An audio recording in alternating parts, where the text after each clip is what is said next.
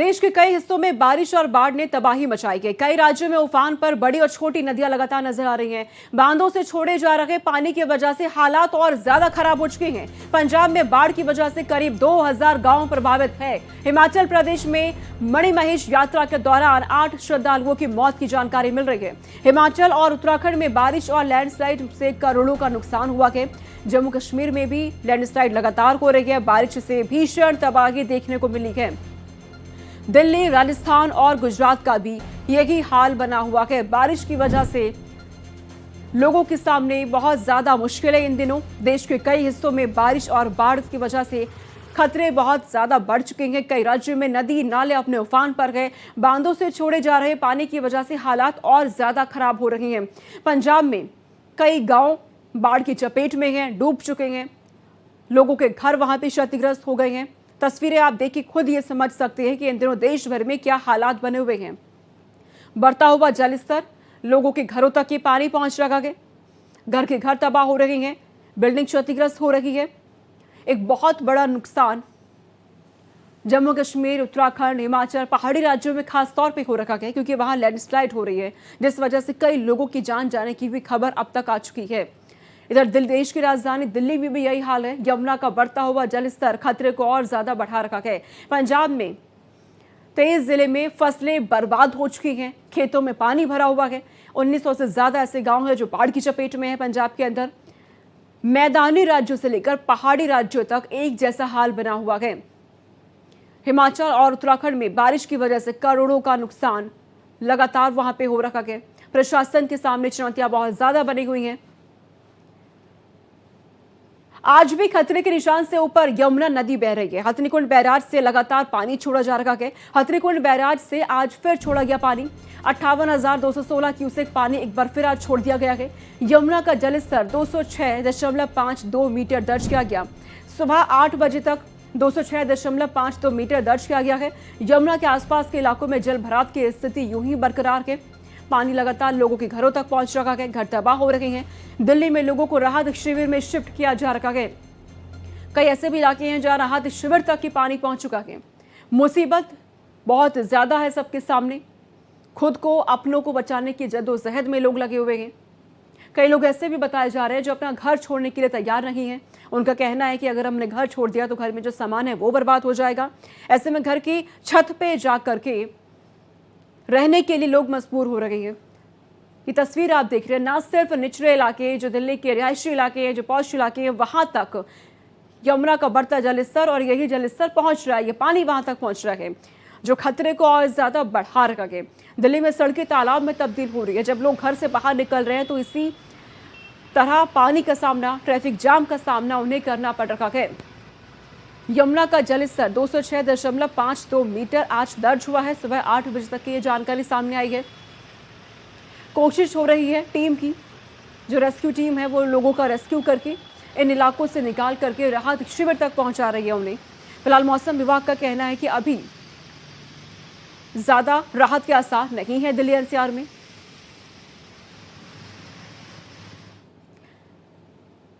दिल्ली में यमुना का जलस्तर खतरे के निशान से ऊपर बह रही है, लेकिन कल के मुकाबले यमुना आज शांत नजर आई है। क्या है आज के हालात, ज्यादा जानकारी दे रहे हैं हमारे संवाददाता प्रशांत त्यागी।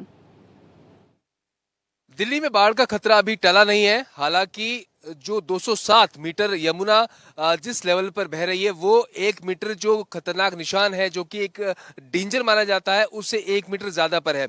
इस वक्त छठ घाट पर हम लोग मौजूद हैं और तस्वीरें आपके सामने हैं।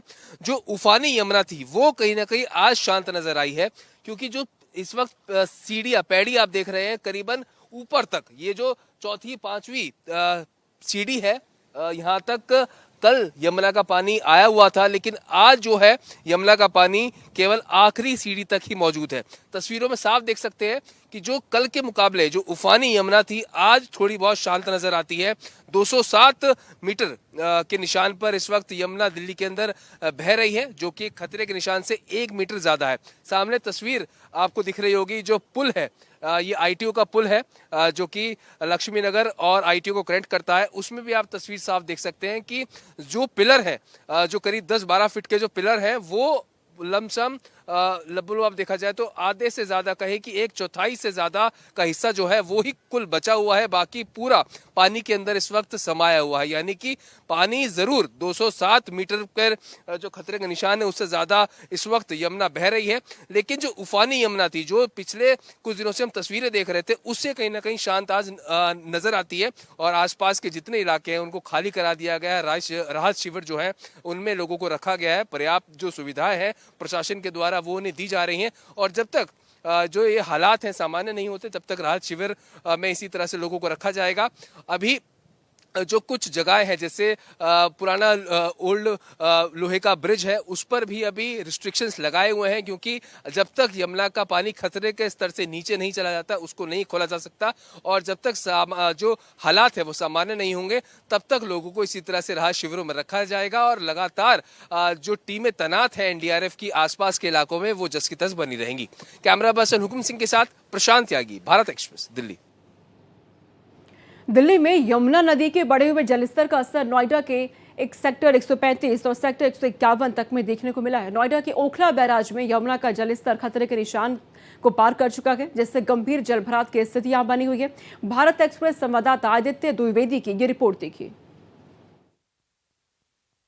पहाड़ों में भीषण बारिश और बादल फटने का असर मैदानी क्षेत्रों में भी देखने को मिल रहा है। दिल्ली में यमुना लगातार खतरे के निशान से ऊपर बह रही है, जिसका असर नोएडा सेक्टर में भी देखने को मिल रहा है। हम अपने कैमरा पर्सन से कहेंगे इधर आसपास दिखाएं। इस वक्त हम है पुस्ता रोड पर 135 सेक्टर नोएडा में, जहां पर लोग अपने निजी ट्रैक्टर से आने जाने का काम कर रहे हैं, राहत पहुंचाने का काम कर रहे हैं। जो लोग फंसे हुए हैं उनको वापस लाने का काम कर रहे हैं। और ये आप देखिए, ये पुस्ता रोड का लिंक रोड है, जो नर्सरी इलाका बोला जाता है। इसके बाद आगे फार्म हाउसेज हैं, तमाम फार्म हाउस का इलाका है वो पूरी तरह से डूब गया है।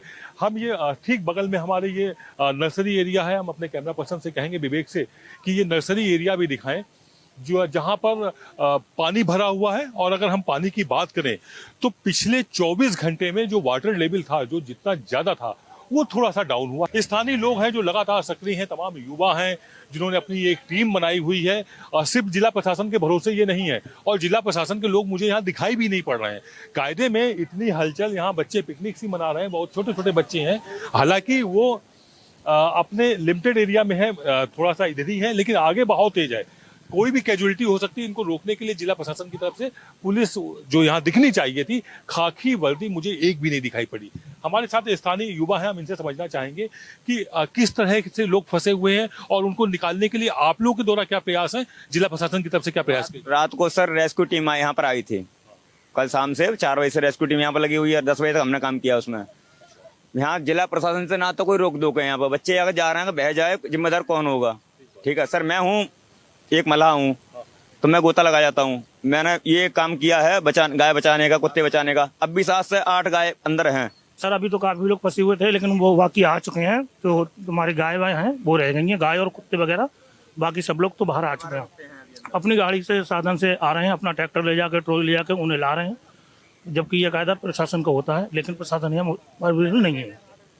मवेशी अंदर फंसे हुए हैं और मवेशियों के चक्कर में कुछ लोग वहां पर रुके हुए हैं, उनको बचाने के लिए रुके हुए हैं। उनको भी लाने का काम बाहर होना चाहिए, जिसका इंतजार हो रहा है, लेकिन ये शायद हो नहीं पा रहा है। ये देखिए, एक ट्रैक्टर और आ रहा है। लगातार इस तरह से ट्रैक्टर ये आ जा रहे हैं, जो लोगों को निकाल के ला रहे हैं, उनका सामान लेकर के आ रहे हैं, लेकिन इसमें जानवर नहीं आ पा रहे हैं। इसके लिए बाकायदा एक रेस्क्यू टीम चाहिए होती है।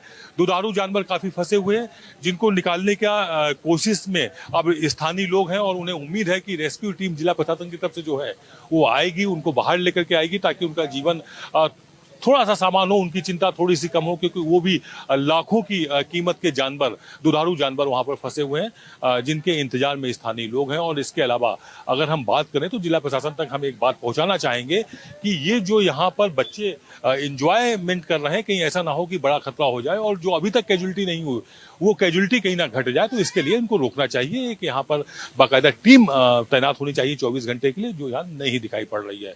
कैमरा पर्सन विवेक के साथ आदित्य द्विवेदी, भारत एक्सप्रेस। तो भारत एक्सप्रेस के संवाददाता आदित्य और प्रशांत की रिपोर्ट को आपने देखा और समझा कि ग्राउंड पे क्या हालात बने हुए हैं, लेकिन आपके लिए ये जानना भी जरूरी है कि ऐसे कौन कौन से इलाके जो सबसे ज्यादा प्रभावित हैं दिल्ली के, क्योंकि अगर आप घर से बाहर निकल रहे हैं तो आपके लिए ये जानना जरूरी है कि किन इलाकों में आपको नहीं जाना है। आपको समझाते हैं ग्राफिक्स के माध्यम से कि कहां पर ज्यादा इलाके प्रभावित है। मयूर विहार का इलाका है, अक्षरधाम है, दिल्ली सचिवालय है, कश्मीरी गेट है। ये वो जगह है जहां पर सबसे ज्यादा अभी बाढ़ का खतरा बना हुआ है। इसके अलावा निगमबोध घाट है, यमुना बाजार, गीता कॉलोनी, मजनू का टीला। इन जगहों पर अगर आप जाने की सोच रहे हैं, थोड़ा संभल कर आपको जाने की जरूरत है। दिल्ली में ये प्रभावित इलाके हैं बाढ़ और बारिश की वजह से। मयूर विहार, अक्षरधाम, दिल्ली सचिवालय, कश्मीरी गेट, निगमबोध घाट है, यमुना बाजार है, गीता कॉलोनी है, मजनू का टीला है। क्योंकि लगातार जिस तरीके से हम देख रहे हैं दिल्ली में बाढ़ और बारिश का खतरा बना हुआ है, लोगों के लिए सावधान रहना जरूरी है। इस बीच एक बड़ी खबर सामने आ रही है। बाढ़ प्रभावित राज्यों का पीएम नरेंद्र मोदी दौरा करने वाले हैं। बाढ़ प्रभावित इलाकों की स्थिति की समीक्षा पीएम नरेंद्र मोदी करेंगे। पंजाब से लेकर दिल्ली तक क्या हालात बने हुए हैं बाढ़ की वजह से, पीएम नरेंद्र मोदी खुद इस बात की समीक्षा करने के लिए इन राज्यों में पहुंचने वाले हैं।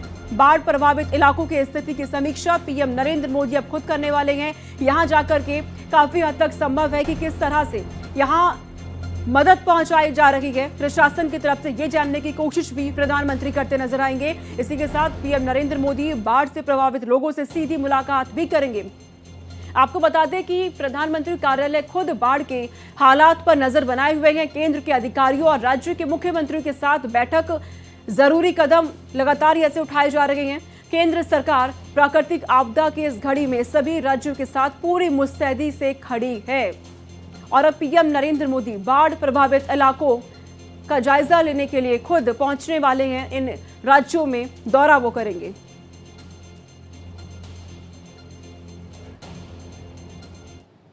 भारी बारिश और बाढ़ से पंजाब में भीषण तबाही देखने को मिल रही है। राज्य के 1900 से ज्यादा ऐसे गांव हैं जो बाढ़ से प्रभावित है। बाढ़ की वजह से अब तक 43 लोगों की मौत हो चुकी है। 23 जिलों में 1.75 लाख हेक्टेयर फसलें पूरी तरह से तबाह हो गई हैं। 7 सितंबर तक पंजाब में सभी स्कूल कॉलेज बंद रहने वाले हैं। युद्ध स्तर पर यहां राहत बचाव का कार्य चल रहा है। सेना, बीएसएफ, एनडीआरएफ की टीमें लगातार रेस्क्यू में यहां लगी है। राहत सामग्री लोगों तक पहुंचाई जा रही है।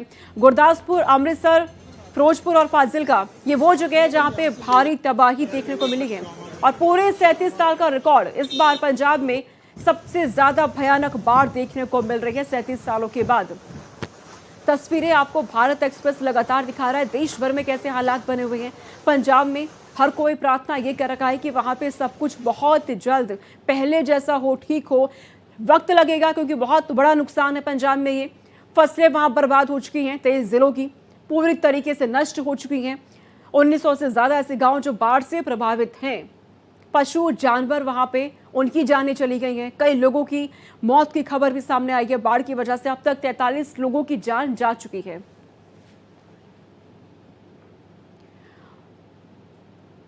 और अब खबर है राजस्थान से। जयपुर में 4 मंजिला इमारत गिरी है, ये जानकारी मिल रही है। सुभाष चौक सर्किल के पास ये मकान गिरा। लगातार हो रही बारिश की वजह से यह हादसा यहां पर हुआ है। इस हादसे में 2 लोगों की मौत की भी जानकारी है। 7 लोग घायल बताए जा रहे हैं। मकान में करीब 19 लोग यहां पर रह रहे थे, जिनमें से 2 की मौत हो गई है। 7 लोग घायल हैं और इन घायलों का इलाज अस्पताल में जारी है।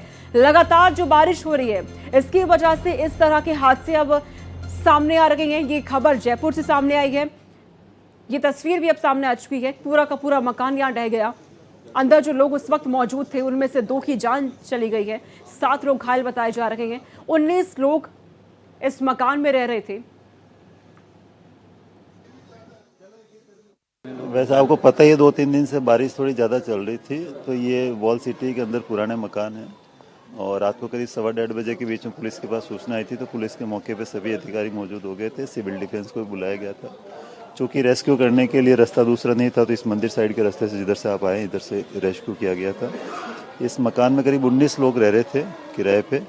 19 में से 7 इंजर्ड हुए, उसमें से 2 की डेथ हुई। एक प्रभात नाम से और एक उसकी बच्ची की डेथ हुई।